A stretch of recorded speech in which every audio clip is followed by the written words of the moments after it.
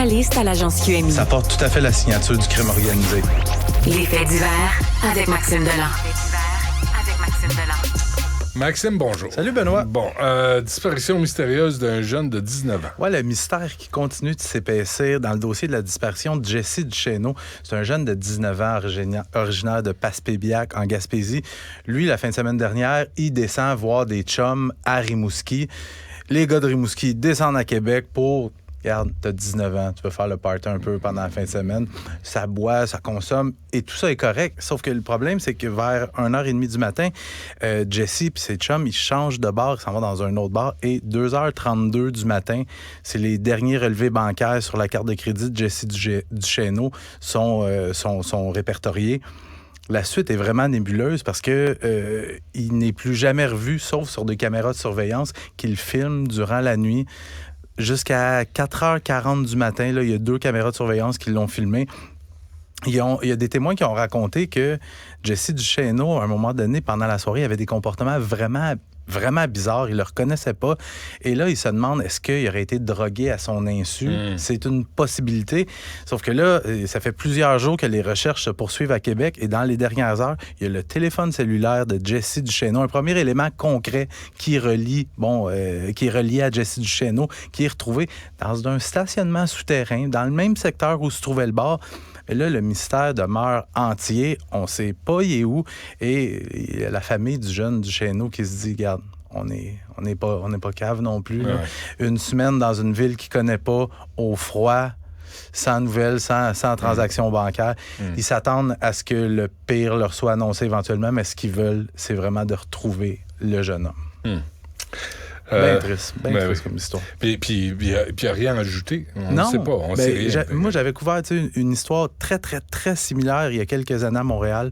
C'est un gars qui était sorti dans le Vieux-Montréal, avait bu avec des amis, puis tout ça, puis le lendemain matin, tout le monde s'appelle, puis lui, il répond pas, puis on ne sait pas il est où. Finalement, il avait tenté de traverser le canal de la Chaîne à pied, qui était pas tout à fait gelé.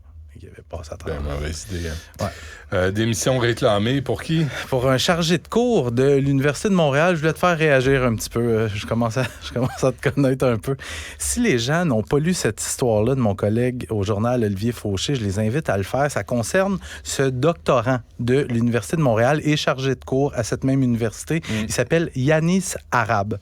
Tout le monde a vu les images de l'échauffourée survenue il y a 2 jours à l'Université Concordia, lors de laquelle il y a des pro-palestiniens et des pro-israéliens qui se sont affrontés. Ça a brassé pas mal. Il y a eu 3 blessés, 1 arrestation.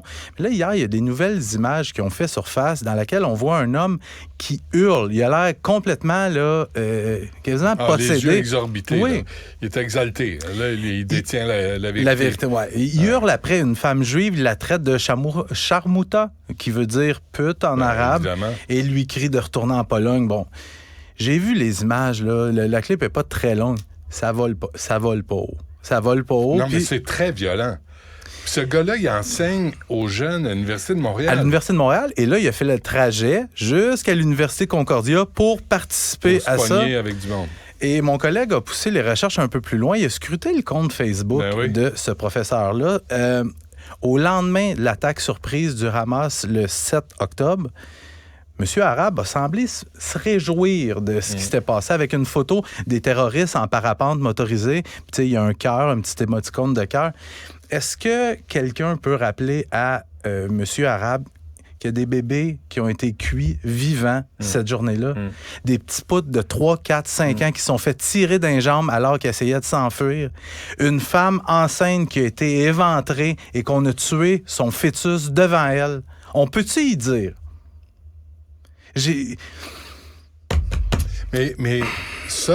Mais on pourrait aussi dire au recteur de l'Université de Montréal d'avoir un peu de courage, puis d'avoir un peu de décence. À toute l'équipe là, de l'administration, parce que là, j'ai lu qu'il y a une coin-coin qui parlait de liberté d'expression. Hey, minute, là. Minute en esti, oui. Alors là, l'Université de Montréal, est-ce que c'est un ramassis de types comme ça, là, qui applaudissent des carnages de civils? Est-ce que c'est ça qu'on a à l'Université de Montréal? Parce que si c'est le cas, on va faire le ménage. Hein? Puis moi, je veux savoir, c'est quoi le syllabus de son cours à M. Arabe? Oui. Qu'est-ce qu'il dit aux jeunes? Là? Il donne le cours Domination et résistance dans le monde arabe. Ouais. Ça veut dire quoi, ça? T'es prêt à tuer quelqu'un avec qui t'es pas d'accord. Et tu l'applaudis. Parce que moi, je trouve ça super troublant. D'une part, il donne ce cours-là à des étudiants. J'aimerais ça savoir ce qui est enseigné. D'autre part, lui, il quitte pour aller à l'Université Concordia pour participer à un rassemblement où on s'en prend à des femmes de pute. Tu sais, c'est toujours la sexualité, parce que là, c'est un crinqué religieux, là. C'est un malade, là. Tu sais, là, la première chose qu'il va dire à une femme qui s'oppose à lui, c'est une pute. Mm-hmm. Mais toi, t'es quoi? Toi, t'es quoi, là? Toi, arabe, t'es quoi, là? Si t'es capable de dire qu'une femme est une pute, comme ça, pour l'insulter, toi, t'es quoi? Mm-hmm. Parce que j'en ai un hostie de vocabulaire d'insulte, moi. Je suis capable, là. Garde-toi une petite gêne, mais quand même. Tu sais... Je sais pas pourquoi on se garde une petite gêne. Ben, c'est parce Tout le qu'on monde est se plus... garde une petite gêne, puis il n'y a pas de conséquences. Tout le monde se garde une petite gêne, puis l'administration de l'Université de Montréal répond à rien ni personne, ni à l'UQAM en passant. Il faudrait arrêter de se garder une petite gêne. Il faudrait qu'il y ait des actions qui soient posées. Tu peux pas enseigner à des étudiants universitaires puis tenir des propos comme ça. Je comprends que tu es dans ta vie privée puis tout ça, sauf que c'est atroce ce qui s'est passé là-bas. Puis c'est atroce présentement des deux côtés. Tu sais, je dirais la même chose si c'était un professeur juif qui se réjouissait de ce qui se passe à Gaza présentement. Mm-hmm. Je dirais la même chose. Mais dans ce cas-là, c'était le 7 octobre, c'était particulièrement dégueulasse. C'était barbare. Puis évidemment, mon collègue a essayé de parler au syndicat des chargés de cours de l'Université de Montréal. Ben, ils n'ont pas donné suite aux demandes d'entrevue. Parce qu'ils n'ont pas de décence, eux autres non plus. Et ni de courage. Ils n'ont pas de courage. Et c'est là. C'est rare, je me fâche, mais là, tu vois... Tu fais bien de te fâcher. Ouais. Non, mais on est des pères de famille. Puis féliciter quelqu'un qui tue, qui viole, qui torture... Ils ont brûlé des familles au complet. Puis moi, j'ai cette image-là, les gens, tu sais, les miens ont cet âge-là, 3, 4, 5, les voir en train de se sauver parce qu'ils ont peur, puis se faire tirer d'un jambe, puis après, se faire liquider. Puis il y en a qui ont été pris en otage. On ne sait pas ce qui leur est arrivé à ces petits pits-là, là, une fois qu'ils ont été pris en otage. Puis lui, monsieur Arabe, avec son cœur, puis oui, good job. Hey. Arrestation d'un présumé proxénète à Terrebonne. Oui, un autre brave qui profitait de jeunes adolescentes pour s'en mettre plein les poches. Le gars, il s'appelle Ahmed Hadj Sarawi. Il a 26 ans, c'est un présumé proxénète. Que lui, il droguait des adolescentes, comme ces filles, là, entre gros guillemets, de 16 et 17 ans pour les forcer à se prostituer plus facilement. Les policiers spécialisés dans la lutte au proxénétisme, ils ont mis la main au collet mercredi à Terrebonne. Sarawi a comparu le lendemain au palais de justice de Laval sous 13 chefs d'accusation quand même. Exploitation sexuelle de personnes d'âge mineur, agression sexuelle, séquestration, trafic de stupéfiants, etc. Dis-moi qu'il a été remis en liberté. Non, il demeurait détenu. Ah, ben, coudonc. Les crimes qui sont reprochés seraient tous produits au cours de l'année 2023, mais dans ce dossier-là, la police est convaincue que ce gars-là aurait fait d'autres victimes. Ouais. On invite les victimes potentielles ou les gens qui pourraient connaître des femmes qui auraient été victimes de communiquer avec la centrale de l'information criminelle de la SQ. Toujours même message.